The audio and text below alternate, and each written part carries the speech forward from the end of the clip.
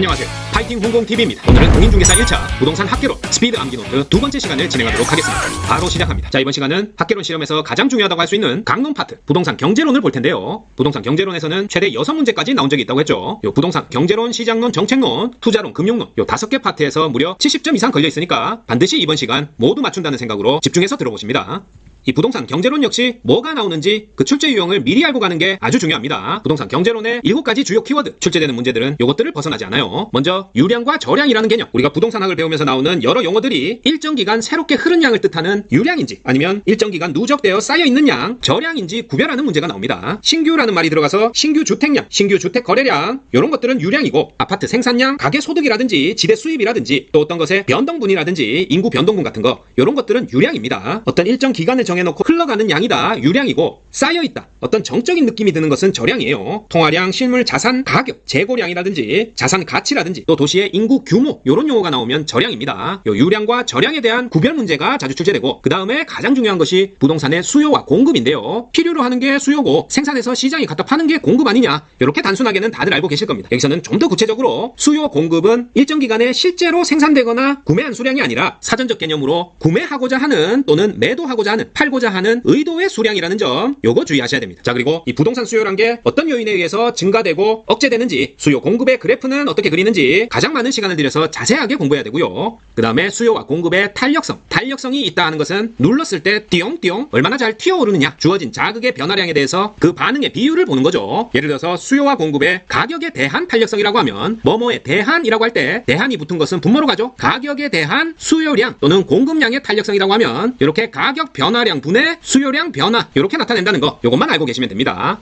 또는 소득 탄력성이라고 하면 소득 변화량에 대해서 그에 따른 수요량이 얼마나 변화했느냐, 소득 변화량 분의 수요량 변화분 이런 것들을 탄력성이라고 하고요. 그리고 우리 시험에서는 이 탄력성을 구하는 계산 문제까지 나오니까 꼼꼼하게 살펴보셔야 됩니다. 그 다음에 대체재와 보완재, 대체재는 동일한 효용으로 대신할 수 있다 그런 물건을 말하죠. 아파트와 오피스텔은 아파트가 비싸져서 수요가 감소했더니 오피스텔을 많이 찾는다, 수요가 증가했다, 대체 관계고요. 보완재라는 것은 보완해서 같이 사용하는 게 보완재입니다. 커피 소비가 늘어났더니 그와 함께 타먹는 설탕이나 크림 수요도 늘어났다. 이 커피와 설탕, 크림의 관계는 보완재 관계다. 즉 A 수요가 늘어났을 때 B 수요도 같이 늘어난다 하는 것이 보완재고, A의 수요가 감소했을 때 대신해서 B 수요가 늘어난다 하는 것이 대체재입니다. 쉽죠? 이런 관계를 찾아내는 게 네 번째 유형. 그 다음에 나중에 배우겠지만 요 수요 곡선과 공급 곡선이 만나는 지점, 요 지점에서의 가격 P, 요게 균형 가격이고, 수량 Q, X축 지점은 균형 거래량이라는 거. 그래서 수요가 늘어나거나 아니면 수요가 줄어들었을 때 요 균형 가격과 균형 거래량의 이동, 그 변화를 파악하는 문제가 5번째 유형이고요. 그 다음에 우리가 부동산 경기가 좋다, 호황이다, 아니면 하락기다 이런 말들 많이 쓰죠. 부동산 경기 변동의 4단계 국면, 회호후불, 회복하고 호황을 맞아 정점까지 갔다가 다시 후퇴와 불황을 겪는, 이렇게 저점까지 내려갔다가 바닥치고 다시 올라와서 회복하는 이런 경기 순환의 4대 국면이 왜 발생하는지 각각의 특징들을 배워보겠습니다. 자, 그리고 마지막으로 에치켈이라는 사람이 만들어낸 거미집이로, 다른 일반적인 상품과 달리 부동산은 만들어내는데, 즉 공급하는데 다소 오랜 시간이 걸리죠. 1년, 2년, 상업용 건물 같은 경우에 1년이면 되지만 아파트 단지 같은 경우에는 한 3년 걸립니다. 이렇게 부동산 수요가 엄청 많을 때 어이구 집 지어서 팔아야 되겠네 이렇게 생각해서 시장에 공급하려는 마음을 먹지만, 이 수요라는 것은 즉각적으로 변하고 실제로 시장에 공급되는 것은 시간이 걸리기 때문에 그 시차가 발생하겠죠. 요 P1이라는 가격에서 수요는 이만큼 많은데 공급은 이렇게 적죠. 즉 초과 수요가 발생한 상태입니다. 여기서 부랴부랴 생산을 해내는데 쭉 따라 올라가서 균형점에서 멈춰야 되는데, 공급자들은 좀 띨띨해서 예전 수요량을 기억하고 착공을 다 해버렸기 때문에 과거 가격에 의존해서 올해 단기의 생산 물량을 이렇게 수요를 초과해서 만들어버리게 됩니다. 시장에 사려는 사람보다 공급이 많아지면 가격이 다시 떨어지겠죠. 가격이 떨어지면서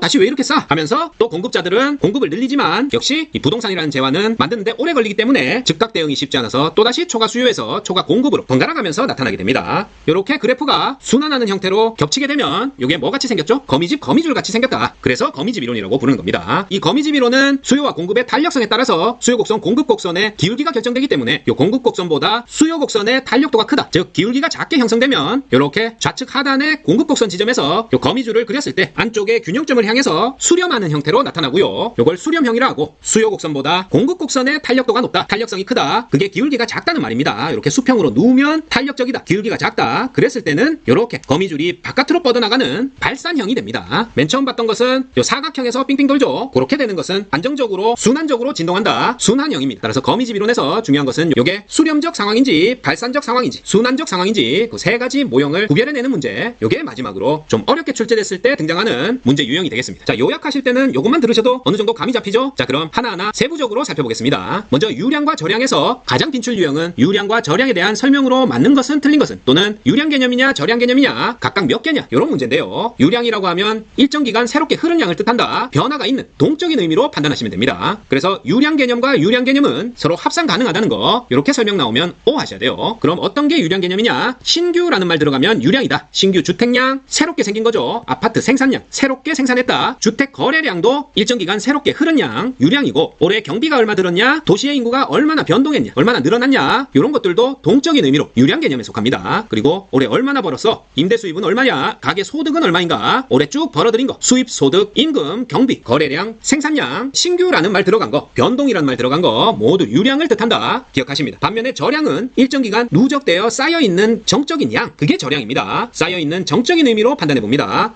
통화량이라든지 현재의 가격, 실물 자산, 자산 자본의 변동분이라고 하면 유량이 되겠지만 현 그 시점에서의 누적되어 쌓여있는 양은 저량 개념입니다. 자산, 자본, 가격, 지가 주택 재고량, 그리고 순자산가치, 부채량, 인구 변동분이 아니라 인구 규모 이렇게 나오면 저량 개념이란 거 구별하실 수 있겠죠? 자, 따라서 문제에서 보기는 어떻게 나오냐? OX만 판단을 잘 하시면 됩니다. 일정 시점에 존재하는 주택의 총량을 주택 재고량이라고 하고 이는 저량 개념이다. 자, 오른보기죠. 주택 재고량은 일정 시점에 존재하는 주택의 총량이고 저량 개념입니다. 2023년 1월 1일부터 2023년 12월 31일까지의 주택 공급량, 이 주택 공급량이 500만 호인 경우 주택 공급량은 유량 개념의 500만 호를 말한다. 다른 말로 하면 주택 생산량이겠죠. 어떤 일정 시점부터 일정 시점까지 쭉 생산한 양이니까 이때 주택 공급량은 유량 개념을 말합니다. 이와 구별해야 될 것이 주택 재고량인데요. 2022년 6월 30일 그 시점에 주택 재고량이 1000만 호이고 2023년 6월 30일 주택 재고량이 1300만 호였다면 그 시점에 주택 재고량은 쌓여있는 개념이니까 저량이 되겠고 요 늘어난 300만 호 요건 유량 개념이 되겠죠. 유량의 주택 공급량은 300만 호이다. 옳은 지문. 자, 그리고 A주택의 재고량의 부족분을 계산해봐라. 요런 문제도 나오는데요. 2023년 1월 1일에 주택 재고량이 100만 호이고 한 해 주택 완공량 생산량이죠. 요 유량 개념은 30만 호, 한 해 주택 철거량이 10만 호. 자, 2023년 12월 31일에 목표 재고량, 요구 주택 재고량이 130만 호를 계획하고 있었다. 그랬을 때 요 2023년 말에 주택 재고량의 부족분은 얼마인가? 그런 문제네요. 자, 처음에 100만 호 있었죠. 연초에 100만 호에서 30만 호를 생산했고 10만 호를 철거해냈으니까 결국 현실적으로 연말의 주택 재고량은 120만 호가 되겠죠. 그런데 목표 재고량이 130만 호였으니까 10만 호가 부족하다. 이렇게 문제가 어떤 문제이지만 잘 분석하시면 아주 쉬운 계산으로 답을 구할 수 있습니다. 자, 다음은 부동산 수요와 공급에 대해서 알아보겠습니다. 가장 중요한 파트죠. 부동산 수요와 공급에 대한 파트. 대표적인 유형은 수요와 공급에 관한 설명으로 틀린 것은 거의 100% 출제된다고 보면 됩니다. 자, 수요란 것은 일정 기간 동안 재화 용역을 구매하고자 하는 의사 또는 욕구를 말한다. 아까 설명드렸죠. 실제로 구매한 수량이 아니라 그 재화 용역을 구매하고자 하는 의사와 욕구의 총량이다. 일정 기간 동안의 유량의 개념입니다. 따라서 일정 시점에서 재화 용역을 구매하고자 하는 의사 욕구다. 이렇게 나오면 틀린다는 거 꼼꼼하게 읽어보셔야 돼요. 수요라는 것은 일정 기간 동안에 구매하고자 하는 의사와 욕구를 말한다. 자, 그래서 이런 뭔가를 사고 싶은 욕구, 구매하고자 하는 욕구는 가격이 비싸면, 가격이 상승하면 그런 욕구가 좀 줄어들겠죠? 일반적으로 단위 가격과 임대료가 비싸지면 저거 옛날에 저렴해서 살만했는데 에이 비싸니까 못 사겠네 하고 구매하고자 하는 의사 또는 욕구, 수요량이 감소하고 반대로 단위 가격 임대료가 하락하면 수요량은 증가하겠죠? 자, 이런 것이 수요 법칙입니다. 저 명품은 비싸니까 더 사고 싶던데. 자, 이런 특수한 경우 자꾸 상상하지 마시고 일반적으로 수요 법칙은 가격이 비싸지면 수요량은 감소하고 가격이 하락하면 수요량은 증가한다. 일반적인 걸 먼저 이해하시고요. 따라서 가격 프라이스 약자 P로 쓰고 수요량 퀀티티 약자 Q로 씁니다. 가격과 수요량의 관계는 가격이 비싸지면 수요량은 다운되니까 반비례하죠. 반비례 관계고 요걸 그래프로 나타내면 요렇게 보통 우리가 수학에서 이쪽을 Y축, 이쪽을 X축이라고 하죠. 이 Y축에는 가격 P를 쓰고 X축에는 수량 Q를 씁니다. 요거 바꾸시면 안 돼요. 요 수요 곡선, 공급 곡선은 자유자재로 요 PQ를 쓰지 않더라도 수요 곡선은 이렇게 반비례하고 공급 곡선은 정비례한다. 우상향한다. 문제집 빈자리에 아주 빠른 속도로 쉽게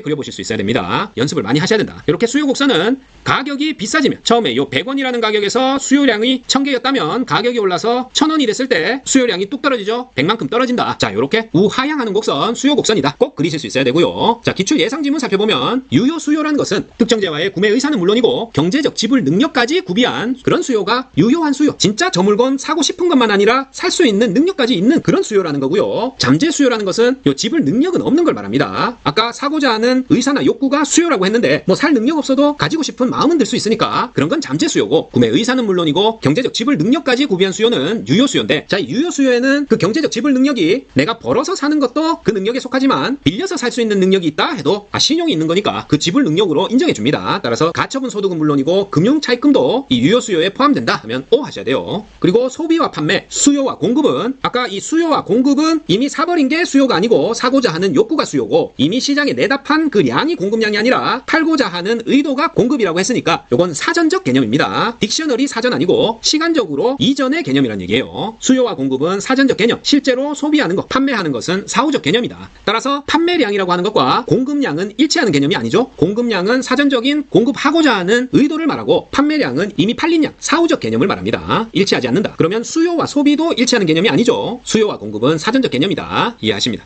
자, 부중성으로 인해서 토지의 물리적 공급 곡선은 수직선이지만 용도의 다양성으로 인해서 경제적 공급은 기울기가 가파른 우상향 곡선의 모습을 보일 수 있다. 자, 공급 곡선을 보면 Y축이 가격, X축은 공급량, 토지의 물리적 공급 곡선은 수직선으로 토지의 부중성 때문에 가격을 아무리 비싸게 줘도 물리적으로 공급을 할 수가 없다고 했죠. 완전 비탄력적인 수직선 형태로 나타나지만 임야인 토지를 깎아서 혹은 갯벌을 메꿔서 용도 전환해서 공장 용지를 계속해서 공급해 나갈 수 있습니다. 이렇게 용도의 다양성으로 인해서 토지의 용도적 공급, 경제적 공급을 증가시키면, 아니 그렇게 용도 전환을 해서 공급하니까 그거 돈 되네, 비싸게 받을 수 있겠다 하면서 공급하려는 욕구 점점 증가하겠죠. 따라서 토지 공급 곡선은 이렇게 가파르게 우상향의 모습을 보일 수도 있습니다. 오른복이다. 자, 수요 가격이란 구매 의사가 있는 최소한의 가격이며 공급 가격은 판매 의사가 있는 최대한의 가격이다. 자, 사람은 모두 욕망을 가지고 있고 합리적인 결정을 합니다. 같은 품질의 가격이 어떤 건 100원, 어떤 건 150원, 어떤 건 300원이라면 이 수요 가격이라는 것은 당연히 같은 제품이라면 100원짜리를 선택하겠죠. 수요 가격이란 구매 의사가 있는 최소한의 가격이고, 공급 가격 역시 100원에 팔아도 살 것 같고 150원에 팔아도 살 것 같고 300원에 팔아도 살 것 같으면 아유 난 착하니까 100원에 팔아야지, 이렇게 100원의 공급 가격이 결정되는 게 아니라 판매 의사가 있는 최대 가격, 가장 이윤을 많이 남길 수 있는 300원에서 결정된다, 그런 얘기입니다. 수요 가격이란 구매 의사가 있는 최소한의 가격이고, 공급 가격은 판매 의사가 있는 최대한의 가격으로 결정된다. 자, 개별 수요 곡선의 수평적 합이 시장의 수요 곡선이고, 시장 수요 곡선은 개별 수요 곡선보다 완만한 모습을 보입니다. 자, 이건 나중에 보겠지만 수요 곡선은 이렇게 반비례하는 그래프로 형성되죠. 그랬을 때 A 제품, B 제품, C 제품 어떤 상품별로 개별 수요 곡선의 합이 시장 수요 곡선이고, 이는 개별 수요 곡선보다 완만한 모습을 보인다, 그런 뜻으로 이해하면 되겠습니다. 자, 그 다음에 기펜제와 베블렌 효과는 수요 법칙의 예배다. 자, 간단히만 알아두시면 되는데요. 기펜제는 기펜이라는 사람이 얘기해서 기펜제예요. 옛날에 19세기 중반 아일랜드 대기근 때 하층민들의 주식이었던 감자 가격이 폭등했는데도 너무 먹을 게 없으니까 수요가 줄지를 않는다. 그러니까 수요 법칙이라는 것은 가격이 오르면 자연스럽게 수요가 줄어야 되는데 가격이 폭등했는데도 수요가 줄지 않으니까 수요 법칙의 예배다, 그런 얘기고요. 베블렌 효과는 많이들 알고 있죠. 명품 생각하시면 됩니다. 루이비통, 샤넬 같은 명품은 오히려 비싸게 팔아야 소비자들이 어떤 핸드백을 지위의 상징으로 여기기 때문에 수요가 더 많아진다. 일반적으로 수요 법칙상 가격이 비싸지면 수요가 줄어야 되는데 가격이 비싸도 수요가 줄지 않는다. 기펜제와 베블렌 효과는 수요 법칙의 예외다. 그렇게만 알아두시면 되고요. 수요 법칙이란 특정 재화의 가격과 수요량이 반비례 관계에 있다는 원리다. 기본적인 내용이죠. 수요 곡선이 우하향하는 이유는 소득 효과와 대체 효과의 합성작용인 가격 효과 때문이다. 자, 요건 수요 곡선이 우하향한다는 것은 가격이 비싸지면 수요가 준다는 거죠. 즉 소비자들은 실질 소득의 증감에 따라서 재화와 서비스에 대한 수요도 달라질 수 있다 하는 소득 효과와, 자, A 상품의 가격이 너무 비싸지면 그를 대체할 수 있는 B 상품을 선택할 수 있다는 그런 대체 효과, 요 둘의 합성작용인 가격 효과, 비싸면 안 살 수 있다 하는 가격 효과 때문에 나타납니다. 이렇게만 이해한다. 수요 곡선 우하향하는 이유, 소득 효과와 대체 효과의 합성작용인 가격 효과 때문이다. 자, 부동산의 수요량은 일정 기간에 실제로 구매한 수량이 아니죠. 어떤 수량이다? 사전적 개념으로 구매하고자 의도된 수량을 말합니다. 자, 그리고 문제로 자주 출제되는 것이 부동산의 수요 증가 요인, 수요 감소 요인인데요. 다음 중 부동산 수요 증가 요인이 아닌 것은, 수요 감소 요인으로만 짝지어진 것은, 이렇게 문제가 나옵니다. 자, 대부분 그냥 읽어보면 바로 이해를 하실 수 있어요. 부동산 수요가 증가하는 요인은 인구가 증가했다, 가구 수가 증가하거나 분가를 해서 이제 자녀들도 살 집이 필요하다, 그리고 소득 증가도 수요 증가 원인이죠. 소득 수준 향상, 이렇게 바꿔 나올 수 있습니다. 금리를 내리면 또 돈을 더 빌려서 투자하거나 내 집 마련할 수 있다, 부동산 수요 증가 원인이고, 금리 인하란 말은 금융정책을 완화했다, 확장적인 금융정책을 편다, 이런 말로 바꿔 나올 수 있습니다. 됩니다. 그리고 대체재가 가격이 상승했다. 아파트의 가격이 상승해서 오피스텔을 알아본다. 꼬마 빌딩 투자를 하려고 했는데 가격이 너무 올랐네. 대체재인 상가 투자를 해야 되겠다. 이런 거. 그 다음에 보완재의 가격 하락. 가격이 하락했다. 싸졌다는 말은 수요가 증가한다는 얘기죠. 보완재와 해당 상품은 가격과 수요가 같이 가는 거니까 해당 상품 역시 가격이 하락해서 매력적으로 보인다. 수요 증가할 수 있겠죠. 그리고 대체 투자처의 불황이다. 주식이나 미술품에 투자하려고 했는데 별로 수익이 없을 것 같아. 부동산에 투자하자 할 수 있고, 사용의식, 사용심리보다는 소유의식, 소유심리가 확대됐을 때 부동산 수요가 증가한다. 자, 내가 회사를 경영하는데 사옥을 지어야 되겠다. 사옥을 사야 되겠다. 이런 생각보다는 그냥 임대료 내고 빌려 쓰는 게 훨씬 합리적이야. 이렇게 사용의식이 더 클 때는 그 자체가 부동산 수요를 감소시키겠지만 내 사옥을 소유하겠다. 혹은 내 집 마련하겠다. 이런 소유의식이 확대되면 부동산 수요도 증가한다. 그런 뜻이고요. 이런 걸 유보 수요라고 한다는 것까지. 그 다음에 공공용지가 확보가 됐다. 대규모 개발을 하니까 생활 환경도 쾌적해지고 어디 신도시가 개발됐다. 그런 계획도 부동산 수요를 증가시키는 요인입니다. 수요 자체가 구매하고자 하는 의도나 욕구니까 그런 측면에서 심리적인 걸 생각해 보시면 됩니다. 그 다음에 수요 감소 억제 요인으로는 당연히 부동산 가격이 대폭 인상됐다. 부동산 규제가 강화됐다. 과잉 공급이다. 아이고 부동산 값 떨어지겠네. 매매보다는 임대해야지. 이렇게 생각하겠죠. 그리고 금리 인상, 조세 정책 강화, 세율이 인상되고 양도세를 중과한다. 역시 수요 감소 억제 요인입니다. 그리고 어떤 부동산이 용도적으로 아주 특수해져 버렸다. 수요로 하는 층이 다양해야 많은 사람들이 관심을 가질 텐데 용도적으로 특수성을 가지면은 오히려 수요는 줄어들게 되죠. 이것도 수요 감소 억제 요인이다. 그리고 아파트 가격 하락이 예상되면 수요량의 변화로 동일 수요 곡선상에서 하향 이동하게 된다.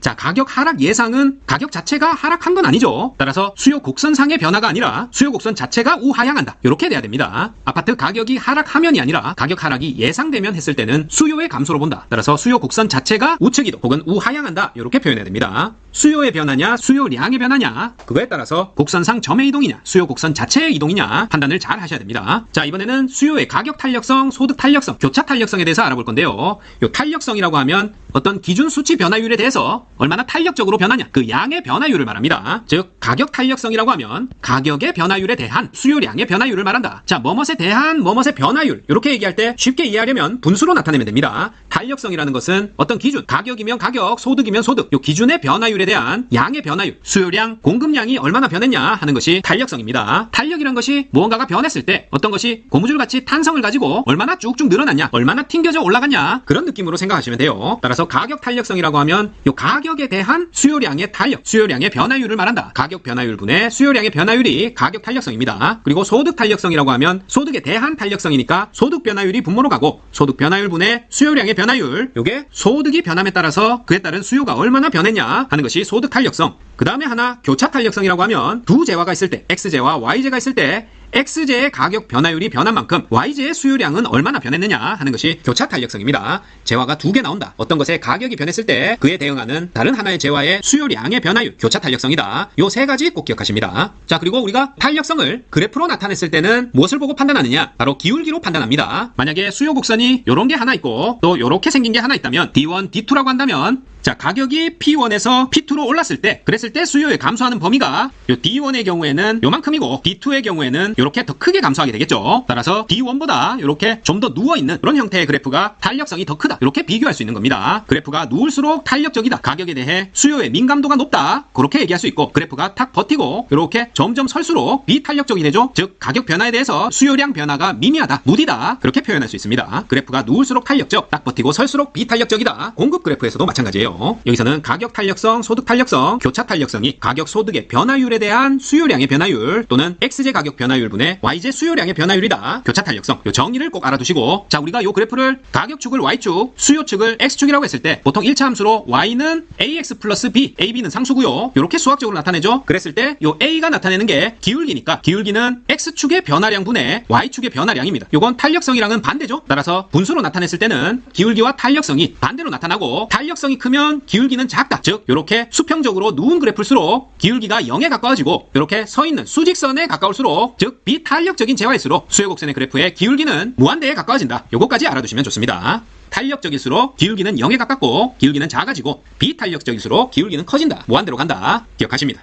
자, 그래서 탄력성, 우리 시험에서 보기로 등장하는 지문들 쭉 살펴보겠습니다. 부동산의 수요는 일반 재화에 비해서 비탄력적이다. 맞죠? 부동산은 대체재가 적기 때문에 가격 변화율에 대해서 수요량 변화율이 작은 편이다. 부동산은 비탄력적인 재화다. 옳은 보기로 체크하십니다. 하지만 부동산 수요를 세분화할수록 탄력적으로 된다. 이렇게 하면 옳은 보기예요. 그리고 단기적으로 부동산 수요는 비탄력적이지만 장기적으로는 탄력적으로 나타납니다. 요건 공급도 마찬가지죠. 공급에서는 생산할 수 있는 시간이 늘어나니까 장기로 갈수록 공급은 탄력적이 되고, 수요의 경우에도 장기로 갈수록 생산된 선택지가 많아지니까 대체재가 많아져서 골라서 선택할 수 있기 때문에 탄력적이 된다는 얘기입니다. 그만큼 수요가 민감해진다, 예민해진다, 이렇게도 표현할 수 있습니다. 그리고 투자성의 부동산은 비탄력적이고 투기성 부동산은 탄력적이다. 자, 이것도 맞습니다. 투자냐 투기냐에 따라서 투자라는 의미보다는 투기라는 특성으로 부동산을 구분하게 되면 수요자 측에서 볼 때 선택할 대체재도 많고 그만큼 예민하게 반응한다는 얘기입니다. 이렇게 부동산 수요는 대체재가 많을수록 탄력적이다. 대체재가 많을수록 선택의 범위가 넓고 수요량이 예민하게 반응한다. 그렇게 이해하시면 되겠어요. 그 다음에 저소득층의 수요는 비탄력적이고 고소득층의 수요는 탄력적입니다. 한정된 자금으로 고를 수 있는 부동산의 선택지가 제한적이겠죠? 저소득층의 수요는 비탄력적이고 고소득층의 부동산 수요는 탄력적이다. 동원할 수 있는 자금이 풍부하고 그만큼 선택지가 탄력적이라는 얘기입니다. 일반적으로 주거용은 다른 용도보다 더 탄력적입니다. 반면에 상업용이나 공업용 부동산은 주거용 부동산에 비해서 비탄력적인 특성을 가지고 있는데요. 이것도 대체재가 얼마나 많으냐로 판단하면 됩니다. 주거용의 경우에는 단독주택, 아파트, 다세대 빌라, 연립주택, 원룸, 투룸 다양하죠. 대체재가 많고, 상업용, 공업용은 일반적으로 대체재가 적기 때문에 상대적으로 대체재가 많은 주거용 부동산이 탄력적이다. 이렇게 이해하시면 돼요. 그리고 용도 전환이 용이할수록 탄력성은 커진다. 이건 쉽게 이해되시죠? 용도 전환이 용이한 부동산일수록 활용할 수 있는 선택지가 많아지니까 수요 탄력성이 커진다. 그리고 부동산 금융이 완화될수록 탄력성이 커집니다. 이건 공급도 마찬가지예요. 금융이 완화된다. 금리가 내린다. 사는 사람도 자금 여력이 커지고 공급하는 입장에서도 더 많이 공급할 수 있는 동기부여가 되겠죠. 따라서 금융 완화될수록 수요 공급의 탄력성이 커진다. 그리고 규제 측면에서는 규제가 많아질수록 비탄력적이 되겠죠. 부동산 규제, 부동산 조세 정책이 강화됐다, 세금이 올랐다, 수요 공급은 비탄력적으로 바뀝니다. 그리고 이렇게 수요가 비탄력적일수록 수요자에게 공급 비용을 전가하는 현상이 나타납니다. 자, 수요 곡선을 보시면 수요가 비탄력적이라는 것은 이렇게 수직선이 된다는 말이고, 가격이 올랐을 때 원래는 수요량이 이렇게 줄어야 되는데 가격이 올라도 살 수밖에 없다, 뭔가 수요자 측이 아쉽다, 공급자 우위에 시장이 형성됐다, 그렇게 볼 수 있겠죠. 따라서 파는 사람은 공격적으로 어떤 마케팅을 해서 혜택을 수요자한테 제공하지 않아도 알아서 살 거니까 원래는 무이자 대출을 해주던 걸 유이자로 바꾸고, 발코니 확장 비용을 무상으로 하지 않고 분양가에 포함시킨다든지 이런 공급 비용을 수요자한테 전가시킨다, 물건값에 다 포함해버린다, 그런 얘기입니다. 이해되시죠? 자, 탄력성 관련 기출문제 한번 살펴보면, 소형 아파트 임대료가 10% 상승했더니 수요량이 5% 감소하고 오피스텔 임대 수요가 7% 증가했다. 이때 소형 아파트의 수요의 가격 탄력성과 소형 아파트와 오피스텔의 관계에 대해서 물었네요. 자, 먼저 보완제냐 대체제냐 하는 것은 A 수요가 감소했더니 B 수요가 증가했다, 요러면 대체제. A 수요가 증가했더니 B 수요도 같이 증가했다, 요러면 보완제죠. 따라서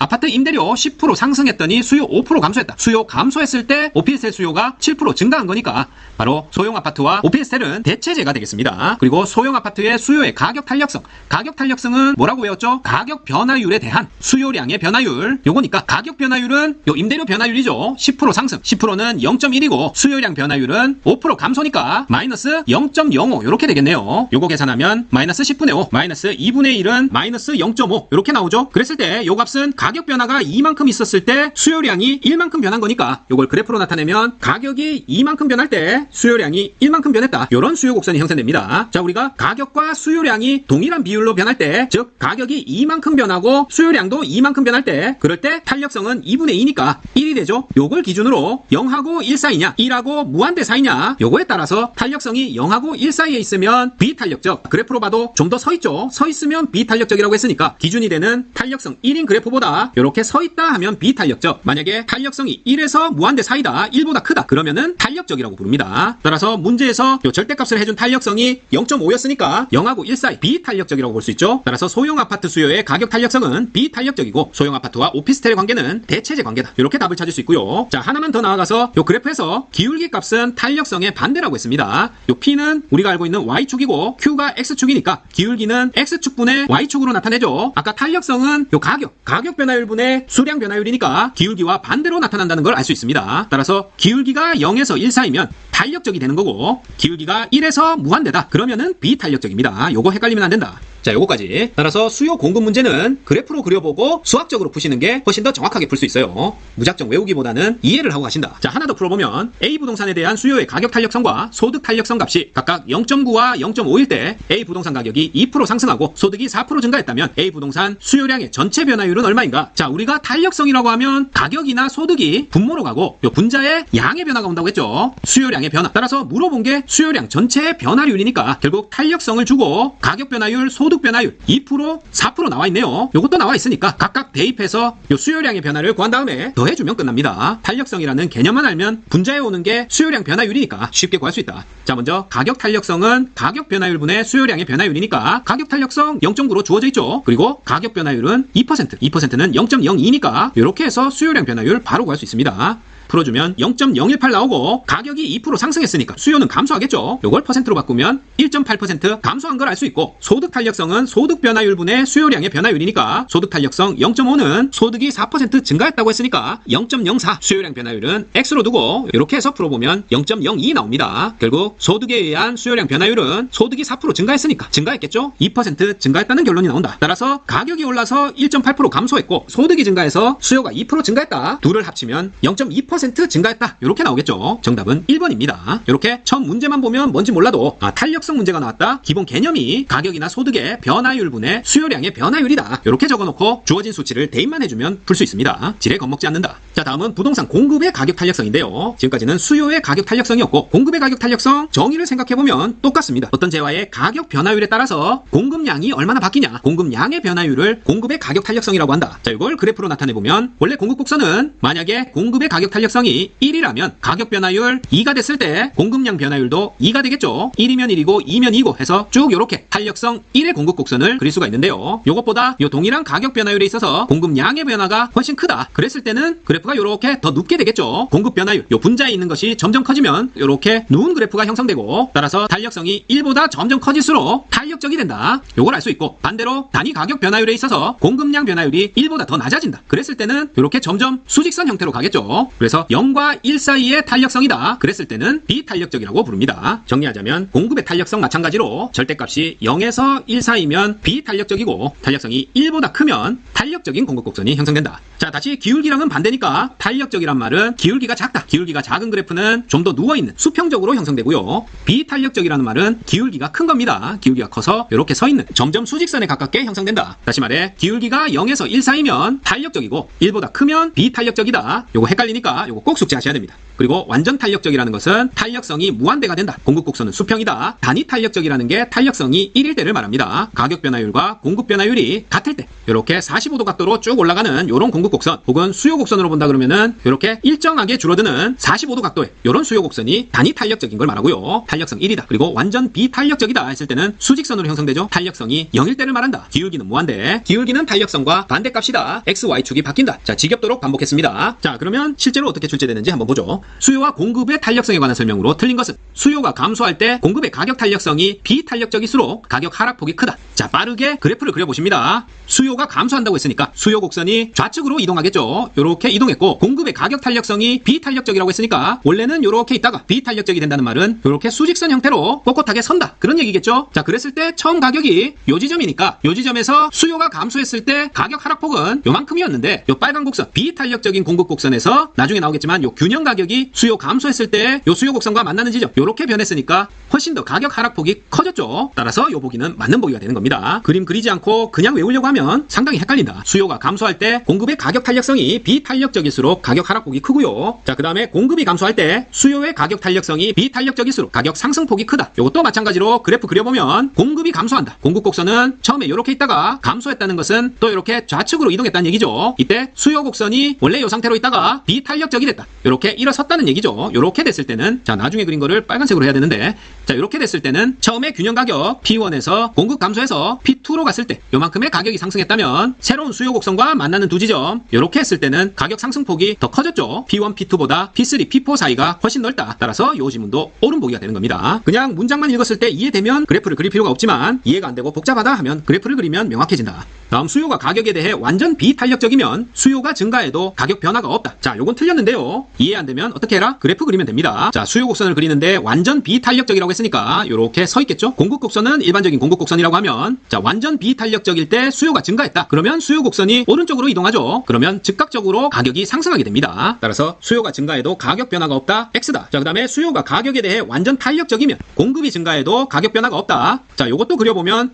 수요가 완전 탄력적이라고 했으니까 이렇게 수평선으로 형성되겠죠? 그랬을 때 공급이 증가한단 말은 공급 곡선의 우측 이동이니까 이렇게 이동하더라도 요 균형 가격은 변함이 없습니다. 따라서 요거는 옳은 표현이고, 용도가 다양할수록 용도 전환이 용이할수록 가격 탄력성 크고요. 공급의 가격 탄력성은 단기보다 장기 공급 곡선이 비탄력적이다. 요건 X죠. 공급 역시 장기 공급 곡선이 경사도가 완만한 탄력적인 곡선으로 형성됩니다. 요걸 생산 요소에 대한 제약이 완화되기 때문에 그렇다. 요런 표현으로도 나와요. 그리고 수요의 가격 탄력성이 완전 탄력적인 경우 공급이 증가하면 균형 임대료, 그냥 균형 가격이라고 생각하면 돼요. 균형 가격은 균형 임대료는 변하지 않지만 균형 거래량은 증가한다. 자, 요건 그래프 그려야 되겠네요. 자, 공급 곡선 있고 수요가 완전 탄력적이다. 요렇게 수평선으로 형성되겠죠. 여기서 공급이 증가하면 균형 임대료는 증가하지 않지만 요렇게 Q1에서 Q2로 균형 거래량은 증가하죠. 따라서 요 보기는 옳은 보기다. 자, 다음은 앞에 여러 보기에서 미리 나왔기 때문에 설명을 드렸던 요 균형 가격을 찾는 문제를 쭉 보겠습니다. 인출 유형은 균형의 이동에 관한 설명으로 틀린 것은, 옳은 것은 이렇게 나오고요. 요 균형의 이동이 발생하는 이유는 항상 시장에서 수요와 공급이 딱 맞아떨어지지는 않죠. 수요와 공급의 불균형 상황에서 수요자와 공급자의 경쟁을 통해서 균형 가격을 형성하게 되는데요. 이렇게 그래프로 나타냈을 때 공급 곡선과 수요 곡선이 만나는 지점, 요 균형점에서의 요 Y축의 가격, 요게 균형 가격이고요. 이때 거래량이 균형 거래량이 된다. 자, 그런데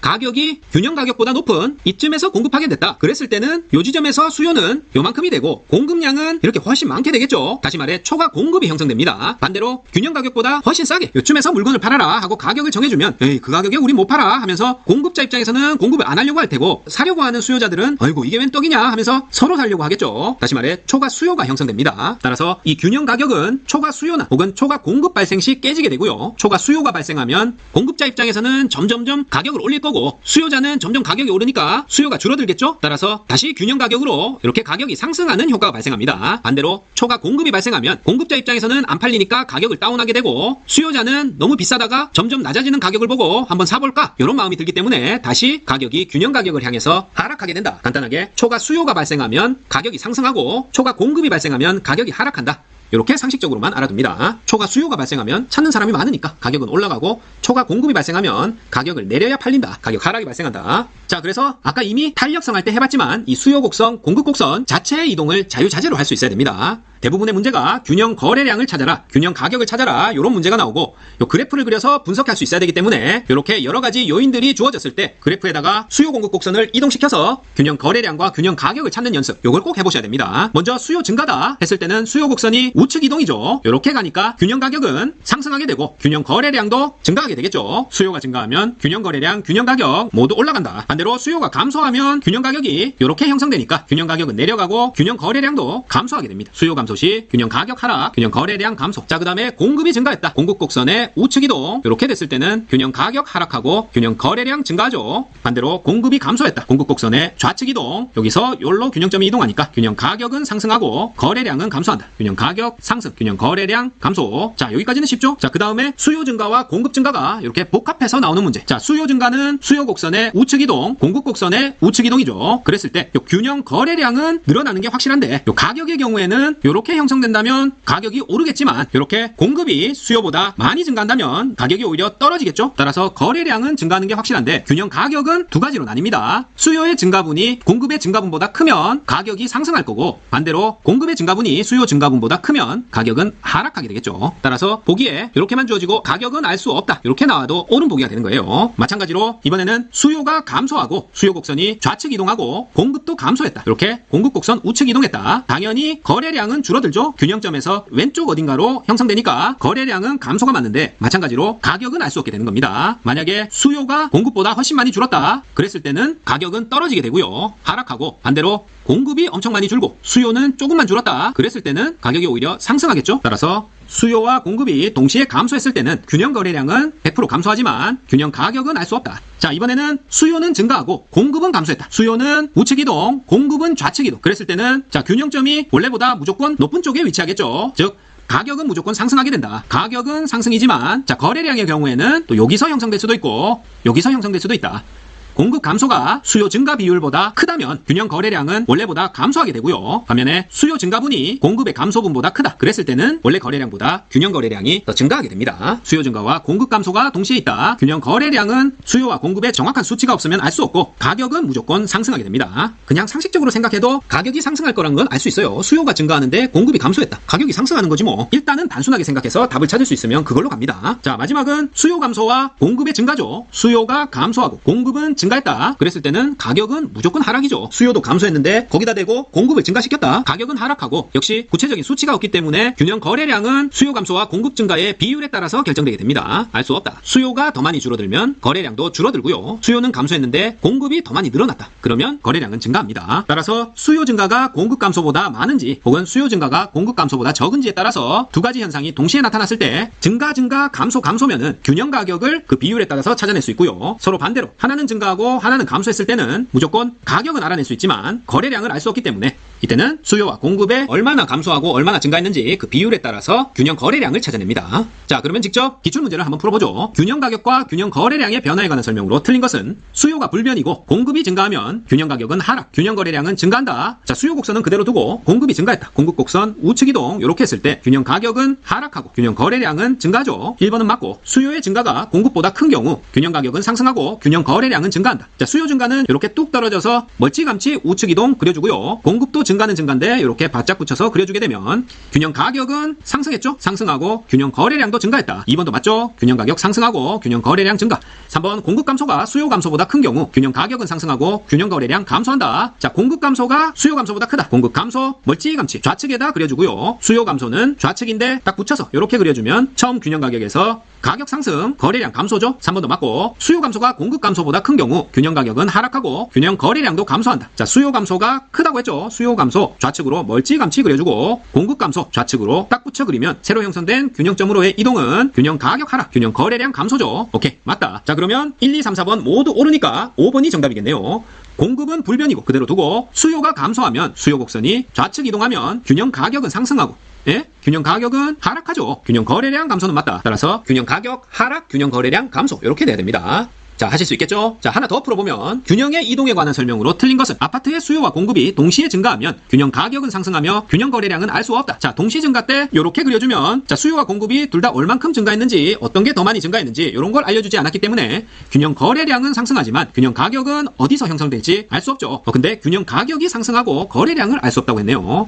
요 둘이 바뀌었다. 따라서 1번 찍고 넘어가시면 됩니다. 더 볼 필요가 없다. 이거 시간이 걸리기 때문에 답이 나왔으면 바로 넘어가셔야 돼요. 그만큼 실수하지 않고 정확하게 그려보셔야 된다. 자, 나머지도 보겠습니다. 균형 가격이란 수요량과 공급량이 일치하는 균형 상태에서 형성되는 가격을 말한다. 맞고요. 연립주택의 공급 증가보다 수요가 더 크게 증가하면 균형 가격은 상승하고 균형 거래량도 증가한다. 자, 볼까요? 공급 증가보다 수요가 더 크게 증가하면 자, 둘 다 증가인데 수요가 더 크게 증가했다고 했네요. 그러면 수요는 멀찌감치 뚝 떨어져서 그리고 공급은 바짝 그리면 이렇게 균형점이 가격 상승, 거래량 증가 이렇게 형성되죠. 오른복이고 공급이 불변이고 수요가 증가하는 경우 균형 거래량 증가, 균형 가격 상승. 공급 불변의 수요 증가 이렇게 수요 곡선 우측 이동해주면 거래량 증가, 가격 상승. 맞죠? 5번에 아파트 수요는 감소하고 공급 증가하는 경우 자, 수요 감소, 공급 증가 이렇게 그리면 균형 가격은 하락하고 자, 맞습니다만 거래량은 알 수 없다. 맞죠? 자, 공급이 만약에 이렇게 더 많이 줄었다. 그러면 거래량이 쭉쭉 늘어나면서 증가할지 감소할지 알 수가 없게 됩니다.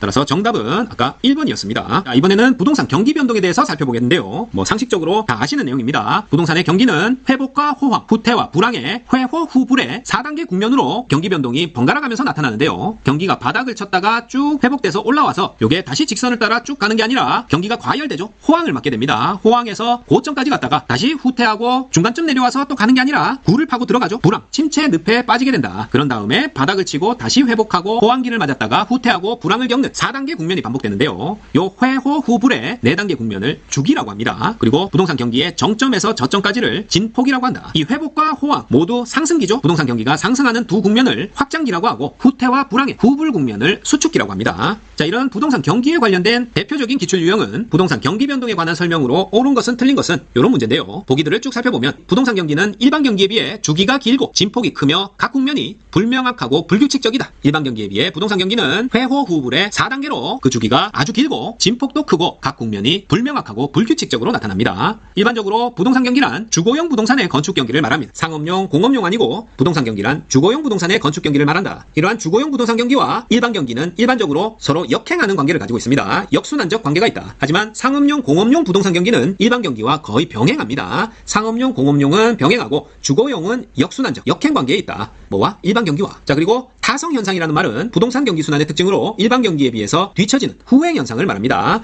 일반 경기가 먼저 어떤 특징을 보이고 그 특징에 따라서 시간적으로 뒤처져서 후행해서 나타나는 현상을 타성 현상이라고 한다. 부동산 경기의 순환 국면은 일반 경기에 비해서 회복이 느리고 후퇴는 빠르기 때문에 우경사 비대칭 구조를 이루는 경향이 있다. 자, 이 말은 회복하는 것은 완만하게 하고 후퇴는 급격하게 이루어진다는 거죠. 따라서 이런 식으로 우측이 경사가 급한 우경사 비대칭 구조를 이루고 있다는 얘기입니다. 회복이 느리고 후퇴는 빠르다. 우경사 비대칭 구조다. 기억하십니다. 그리고 부동산 경기 측정 지표 중 건축 허가량은 선행지표고 건축 착공량은 동행지표, 건축 완공량은 후행지표에 해당한다. 요거 암기하십니다. 건축 허가를 받았다는 것은 앞으로 지을 물량에 대해서 허가받은 거죠. 그 다음에 착공했다는 것은 당장 지어지고 있다. 그리고 완공됐다는 것은 물량이 공급된다는 거기 때문에 부동산 경기 지표 중에 허가량은 선행지표, 착공량은 동행지표, 완공량은 후행지표에 해당합니다. 자, 하지만 특정 지역의 주거용 부동산 경기가 호황이라면 상공업용 부동산 경기도 호황이라고 보는 것이 타당하다 하면 틀리겠죠. 앞에서 주거용 부동산 경기는 상업용, 공업용 부동산 경기와 다르다고 했죠. 일반 경기가 주거용과는 역순환적 관계고 상업용, 공업용과는 거의 병행한다고 했기 때문에 주거용과 상공업용 부동산 경기도 서로 역행한다고 보는 것이 타당합니다. 자, 지진, 태풍, 정부정책, 전쟁 등 예기치 못한 사태로 발생하는 경기 변동을 뭐라고 한다? 무작위적 변동이라고 합니다. 예측할 수 없으니까 무작위적으로 변동한다. 지진, 태풍, 정부정책, 전쟁 등으로 예기치 못한 사태로 발생하는 경기 변동, 무작위적 변동. 택지 분양 실적과 주택 거래량은 부동산 경기 변동 측정 지표로 활용할 수 있겠죠. 택지 분양 실적, 주택 거래량, 부동산 경기 변동 측정 지표다. 부동산 가격 등락 추이로 부동산 경기의 호황과 불황을 단정하기에는 무리가 있다. 자, 가격 등락 추이로는 단정하기에 무리가 있습니다. 부동산 경기가 호황이냐 불황이냐를 볼 때 가격이 오르고 내리고만으로는 단정할 수 없다.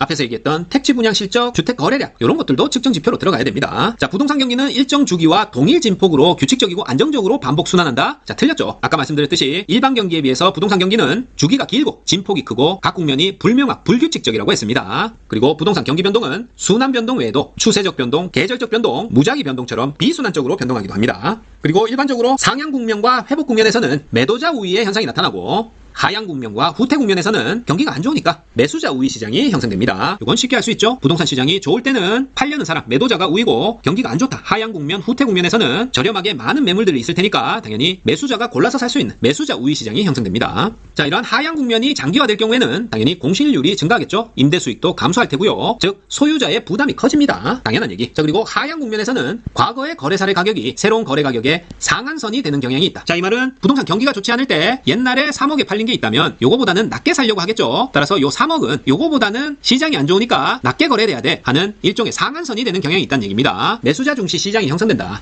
그런 얘기와 같죠. 상한선이 3억이라면 더 싸게 내놔야 팔려. 그런 얘기고 상향 국면에서는 반대겠죠. 과거의 거래 사례 가격이 새로운 거래 가격의 하한이 되는 경향이 있습니다. 이때는 시장이 좋으니까 한 달 전에 4억에 팔렸다 그랬을 때는 요거보다 높게 받아야지. 매도자가 지난 실거래가를 다 파악하고 있다면 요 지난 가격보다 높게 내놓으려고 할 거예요. 지난 가격은 새로운 거래 가격의 하한이 되는 경향이 있다. 매도자 중시 시장 좀 더 줘야 살 수 있는데 이렇게 생각할 겁니다. 자, 회복 국면에서는 과거 거래 사례 가격이 새로운 거래의 기준 가격이 되거나 하한이 되는 경향이 있다. 자, 이것도 회복 국면, 가격이 바닥을 치고 오르고 있는 상태죠. 완전히 회복해서 호황기로 접어드는 건 아니지만 그래도 최소 그 가격이나 아니면 좀 더 줘 하는 매도자 중시의 시장이 형성됩니다. 과거 거래 가격은 새로운 거래 가격의 기준 가격이 되거나 하한이 되는 경향이 있다. 자, 후퇴 국면에서는 반대로 과거 가격이 새로운 거래 가격의 기준 가격이 되거나 상한이 되는 경향이 있겠죠. 조금만 생각해보면 알 수 있다. 이때는 매수자 중시 시장이 형성되고요. 아니 이제 고점 찍고 떨어지는데 최소 지난 거래 가격이나 아니면 더 싸게 해줘야 팔려요. 이런 얘기를 부동산에서 듣고 있다. 후퇴 국면입니다. 자, 이 후퇴 국면에서는 대출 금리가 오르기 시작하고 이자율이 상승하는 추세일 경우가 많겠죠. 당연히 매수인 중시 현상이 커집니다. 오름폭이고 이 후퇴 국면이 일반 경기와 연동해서 장기화되면 공신률이 커진다. 이것도 아까 나왔죠. 쉽게 알 수 있다.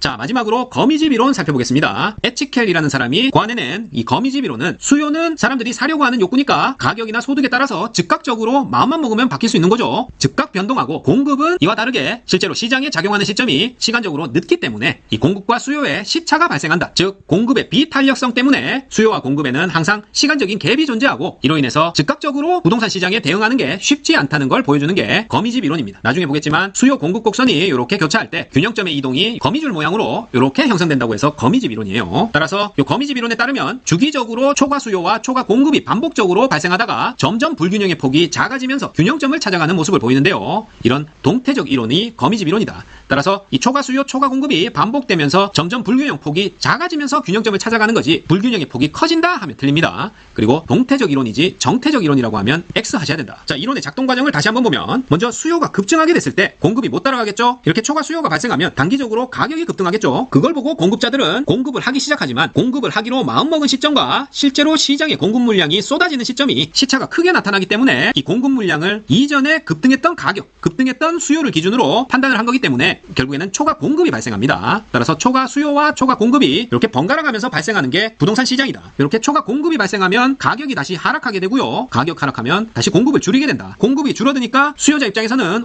이건 너무 싸졌는데 뭐가 이리 싸노? 하면서 다시 수요가 몰리는 수요 급증이 일어나고 다시 앞으로 가서 수요 급증했다. 공급이 못 따라가고 초과 수요 발생하고 가격 급등, 초과 공급 발생, 가격 하락하고 공급 줄이니까 다시 수요 급증. 이렇게 메커니즘이 반복되면서 불균형 폭이 점점 작아지다가 균형점을 찾아가는 형태. 거미집 이론이다. 자, 그런데 이 거미집 이론에 두 가지 전제 조건이 있는데요. 좀 공급자가 띨띨하다. 이런 전제 조건이 있어요. 이 공급자는 미래를 잘 예측하지 못하고 현재 수요량이 비싼 가격에 의존해서 앞으로 내가 공급해서 물량이 나올 때도 다 소화 가능할 거야. 이런 거를 전제로 합니다. 현재 공급량이 과거의 가격에 의존하는 경향이 있다. 그리고 단기 생산 물량이 단기에 모두 판매되고 재고가 존재하지 않는다는 걸 전제로 합니다. 이런 두 가지 띨띨한 공급자의 전제 조건을 달고 작동하는 것이 거미집 이론이다. 자, 이 거미집 모형의 종류에는 세 가지가 있는데요. 수렴형, 발산형, 순환형이 있습니다. 자, 하나씩 보면 먼저 순환형을 볼게요. 순환형은 사람들이 부동산에 대해서 수요가 급증했을 때 P1이라는 가격에서 초과 수요가 발생하면서 공급자는 공급을 늘리지만 가격이 쭉 올라가겠죠. 가격이 올라감에 따라 수요가 줄어드는데 공급자는 과거의 가격을 기준으로 물량을 생산하기 때문에 초과 공급을 하게 됩니다. 그랬다가 그 이후에 다시 가격이 쭉 떨어져서 초과 수요가 발생하게 되고 이렇게 수요와 공급 곡선이 기울기 차이가 없을 때, 탄력성 차이가 없을 때, 탄력성이 같을 때 순환하는 형태의 거미집 모형이 형성되고요. 자, 이 수렴형이라는 것은 공급보다 수요의 가격 탄력성이 클 때, 즉 이렇게 수요 곡선이 눕게 되면 수평선에 가깝게 되면 기울기가 작아지는 거죠. 아까처럼 초과 수요에서 이렇게 그려봤을 때 이게 안쪽으로 이렇게 돌아 들어가면서 균형점에 수렴하는 형태가 나타납니다. 이걸 수렴형이라고 한다. 수요의 가격 탄력성이 공급의 가격 탄력성보다 더 클 때, 즉 기울기의 절대값이 공급 곡선이 더 클 때 거미집 모형은 수렴형이다. 이렇게 암기하셔야 됩니다. 뭐 그려보면 다 이해가 되지만 시간이 없을 때는 그냥 수수탄 이렇게 암기합니다. 탄력성의 경우에는 수요가 더 큰 게 수렴형이다. 그런 뜻이에요. 수수탄. 자, 반대로 기울기 값의 경우에는 수렴형의 경우 공급 곡선이 기울기가 더 크죠. 염공기 이렇게 외워요. 수수탄, 염공기. 자, 반면에 발산형의 경우에는 공급의 가격 탄력성이 더 클 때 발산형 형태의 모형이 나옵니다. 공급의 가격 탄력성이 더 크다. 공급 곡선을 이렇게 눕도록 그리면 되죠. 이렇게 해놓으면 아까처럼 초과 수요에서 이렇게 가격이 올라서 초과 공급되고 다시 가격 내리고 초과 수요 나오고 가격 올라서 초과 공급하고 이렇게 보면 점점 안쪽에서 발산하는 형태가 나오죠. 그래서 이런 모양이 발산형이고 발산형에서는 탄력성이 공급 쪽이 더 크다. 발공탄 이렇게 암기합니다. 기울기의 경우에는 수요가 더 크죠. 발수기, 발공탄, 발수기 이렇게 암기합니다. 수수탄, 발공탄, 수수탄, 발공탄, 염공기, 발수기입니다. 자, 안 외워지시면 그림으로 그려서 푸는 게 빠릅니다. 자, 그래서 기출문제는 어떻게 나오냐면 거미집 모형에 관한 설명으로 옳지 않은 것은 이게 대표적 유형이고요. 수요와 공급의 시차로 인해서 주기적으로 가격 폭등과 폭락을 반복하면서 균형점을 찾아가는 동태적 균형 분석 이론이다. 맞죠? 거미집 모형은 동태적 이론이고 불균형의 폭이 점점 작아진다고 했습니다. 자, 주거용 부동산에서 적용 시 유용하다 하면 X 하셔야 돼요. 요건 상공업용 부동산 분석에 유용합니다. 자, 그리고 수요 곡선의 기울기 절대값이 공급 곡선의 기울기 절대값보다 작은 경우, 자, 뭐가 큰 거죠? 그럼 공급 곡선의 기울기 절대값이 더 큰 경우죠. 공기인데 염공기라고 했죠. 염공기. 결국 수렴형 모형이 나와야 되는데 발산하는 모습을 보인다 했으니까 이건 틀렸네요. 기울기의 경우 공급 곡선이 더 클 때 수렴형 형태가 나온다. 자, 폐쇄 경제를 전제하기 때문에 오늘날 부동산 시장에 적용 시 유의미하게 활용된다. 이것도 맞고요. 수요의 가격 탄력성이 공급의 가격 탄력성과 동일한 경우에는 새로운 균형으로 수렴한다. 자, 탄력성이 같을 때는 순환한다고 했죠. 자, 수렴하는 경우는 뭐의 탄력성이 더 큰 경우죠? 수수탄 이렇게 외웠으니까 수요의 탄력성이 더 클 때 수렴한다. 염공기. 기울기는 공급의 기울기가 더 클 때 수렴한다. 외워지셨죠? 따라서 가격 탄력성이 수요 공급 동일한 경우에는 순환하는 모습, 순환형, 안정형의 모형이 나타납니다. 공급자의 미래 예측 능력이 결여된 한계로 인해서 전기, 그러니까 지난기의 가격에 의존해서 단기의 생산량이 결정된다. 이게 전제 조건이라고 했죠? 자, 그 다음에 이런 유형도 출제되는데요. 다음 조건 하에서 수요가 증가한다면 거미집 이론에 따른 모형 형태는 자, XY 부동산에 대한 수요의 가격 탄력성, 공급의 가격 탄력성 나와있죠? 자, 요 수치만 비교할 수 있으면 됩니다. 자, 아까 배웠던 탄력성으로 비교하는 암기법 두 가지. 수소탄, 발봉탄이었죠? 탄력성의 경우 수요 탄력성이 크면 수렴형이고 공급의 탄력성이 크면 발산형이다. 따라서 X부동산은 수요 탄력성 1.2, 공급 탄력성 0.9니까 수요가 크죠? 수소탄, 수렴형이 되겠고, Y부동산은 수요 쪽이 0.9, 공급 쪽이 1.4였죠? 공급 가격 탄력성이 더 크니까 발봉탄, 발산형이 되겠습니다. 자, 요걸 요렇게 안 풀고 그래프로 그려서 풀어도 돼요. X부동산의 경우 수요 가격 탄력성이 1보다 크니까 요렇게 좀 누워 있을 거고, 공급의 가격 탄력성은 0.9니까 요렇게 좀 서 있겠죠? 그랬을 때 여기서 돌아 나간다. 중간으로 모이죠? 수렴형이 되겠고, Y부동산의 경우 수요 가격 탄력성은 0.9니까 좀 요렇게 서 있겠고, 공급 가격 탄력성은 1.4니까 좀 누워 있겠죠? 요렇게 돼 있을 때 요렇게 거미지 그려보면 쭉쭉쭉쭉 발산합니다. 자, 수소탄, 발봉탄 안 외워지시면 직접 그려보시면 돼요. 자, 또 다른 기출 형태는 기울기에 대해서 물어보는 겁니다. 서울부동산, 부산부동산 있을 때 서울부동산의 경우 수요 곡선 기울기 마이너스 0.3, 공급 곡선 기울기 0.9. 자, 절대값으로 비교했을 때 공급 쪽이 더 크죠? 동그라미 해놓고 부산부동산 수요 곡선 기울기 마이너스 0.6, 공급 곡선 기울기 0.6이니까 절대값이 같네요. 따라서 서울부동산의 기울기 절대값이 공급 곡선이 크기 때문에 공기, 기울기는 공급 곡선이 클 때 수렴형이고, 부산부동산의 경우는 수요 곡선, 공급 곡선, 기울기 절대값이 같기 때문에 순환형으로 나타난다. 이렇게 찾으시면 됩니다. 자, 그래프로 그려보더라도 서울부동산은 공급 곡선 기울기가 절대값이 더 크다. 기울기가 크면 비탄력적인 거죠. 요렇게 꼿꼿하게 좀 더 서 있는 모습이 나타나고, 수요 곡선은 기울기가 작으니까 요렇게 누워있는 형태로 요렇게 그려주고 선을 돌려주면 안쪽으로 이렇게 수렴하는 형태로 나옵니다. 반면에 부산부동산은 기울기의 절대값이 같다. 그러면 이렇게 순환하는 형태로 형성된다. 자, 세 번째 기출 유형은 어느 지역 수요와 공급 함수가 각각 A부동산 시장에서는 QD는 300-P, EQS는 -10 더하기 P, B부동산 시장에서는 QD는 500-2P, 3QS는 -20 더하기 6P이며 A부동산 가격이 5% 상승 시 B부동산 수요가 4% 하락하였다. 거미집 이론에 의한 A와 B의 거미집 이론 모형과 AB의 관계를 물었네요. 자, 우리가 중학교 때 배웠던 1차 함수를 그래프로 나타낸 걸 떠올려보면 가로축을 X축, 세로축을 Y축이라고 하고, 요런 직선 그래프가 있다. 기울기가 A고 Y절편이 B라면 Y는 AX 더하기 B 이렇게 나타낼 수 있죠. 수요 공급 곡선을 나타내는 그래프도 비슷하게 생겼죠. Y축이 되는 게 가격이 되고 X축이 수요 공급량 Q가 되는 거니까 요 수요 함수, 공급 함수를 요런 형태로 바꾼 다음에 절대값끼리 비교해서 염공기, 즉 공급의 기울기가 크면 수렴형, 발수기, 수요의 기울기가 크면 발산형, 이렇게 찾아내면 되겠죠. 결국 Q에 대해서 정리되어 있는 것을 P는 하고 P에 대해서 정리하면 됩니다. 자, 이렇게 QD는 300-P를 P는 -QD 더하기 300, 공급 곡선식도 EQS -10 더하기 P를 P 남기고 이쪽으로 -10 넘겨서 EQS 더하기 10으로 바꿔주고요. 이렇게 한 다음에 요 Q 앞에 있는 거 -1하고 2가 기울기가 되겠죠. 기울기의 절대값해서 비교해주면 공급 곡선 쪽이 더 큽니다. 수요 곡선은 절대값하면 1이고 공급 곡선은 기울기가 2이기 때문에 기울기 절대값으로 비교했을 때 염공기, 공급의 기울기가 더 크다. 수렴형이다. 이렇게 나오고, 마찬가지로 B부동산에 대해서 해보면 됩니다. P에 대해 정리하면 기울기는 -2분의 1, 공급 곡선식도 정리하면 2분의 1 나오니까 절대값 해주면 요건 기울기가 같죠? 따라서 순환형이 나온다. 기울기 절대값 같으므로 B부동산은 순환형, A부동산은 수렴형입니다. 자, 그리고 A부동산과 B부동산의 관계를 물었죠. 요건 대체제냐 보완제를 물은 거예요. 자, A부동산 가격이 5% 상승했을 때 B부동산 수요가 4% 하락했다. 이 말은 A부동산 가격이 상승했으니까 수요는 감소했다고 볼 수 있죠. 그랬을 때 B부동산 수요도 감소했으니까 같이 가는 거죠. 서로 보완제 관계다. A부동산 가격 상승 시 B부동산 수요 감소했을 때 A와 B는 보완제 관계입니다. 자, 이렇게 거미집 모형에 관한 문제들 쭉 살펴봤고, 자, 마지막으로 탄력성 관련 기출문제 하나만 더 보고 마칩니다. 어떤 도시의 이동식 임대주택 시장의 수요 함수는 QD는 800-2P, 공급 함수는 P1은 200이다. 공급 함수 P2가 300으로 변할 때 균형 거래량의 변화량은 땡땡이고 공급 곡선은 가격에 대해 무엇무엇하다고 할 수 있다. 자, 요 시장의 수요와 공급 함수를 대략 그려보면 일단 공급 함수가 P는 200이라고 했죠. 공급량이 어떻든지 간에 가격은 200이 되니까 이렇게 수평선 형태로 형성됩니다. 이게 뭐죠? 공급이 완전 탄력적이라는 거죠. 자, 그리고 수요 함수는 일반적인 형태. 이걸 P에 대해서 정리하면 2P는 -QD 플러스 800, P는 -2분의 1 QD 플러스 400 이렇게 바꿀 수 있겠죠. 대략 그려보면 수요 곡선은 이런 형태로 나타납니다. 그랬을 때, 자, 이때 공급 함수가 P2는 300으로 변한다. P200에서 P300으로 이렇게 변하면 여전히 수평선으로 이렇게 그려지게 됩니다. 따라서 균형 거래량은 이렇게 감소하게 되죠. 얼만큼 감소하냐? 200을 넣어보고 300을 넣어보면 되겠죠. 자, P1이 200일 때 균형 거래량 대입하면 이렇게 400이 나오고, P300일 때 균형 거래량 대입하면 200이 나옵니다. 따라서 200 감소가 정답이고, 이 공급 곡선은 가격에 대해서 완전 탄력적인 거죠. 수평선이니까 완전 탄력적이라고 할 수 있다. 따라서 200 감소 완전 탄력적 5번 찾으셔야 됩니다. 자, 사람마다 기본적으로 가지고 있는 지식 수준이 다 다르기 때문에 지금 내용이 이해가 바로바로 될 수도 있고 몇 번 반복해서 봐야 이해가 될 수도 있습니다. 하지만 노베이스에서도 몇 번만 반복해서 보신다면 기존 기출 문제는 모두 손쉽게 풀어내시리라 확신합니다. 자, 파이팅 홍콩TV 구독, 좋아요 부탁드리고 저는 다음 시간에 더 알찬 내용으로 다시 찾아뵙겠습니다. 감사합니다.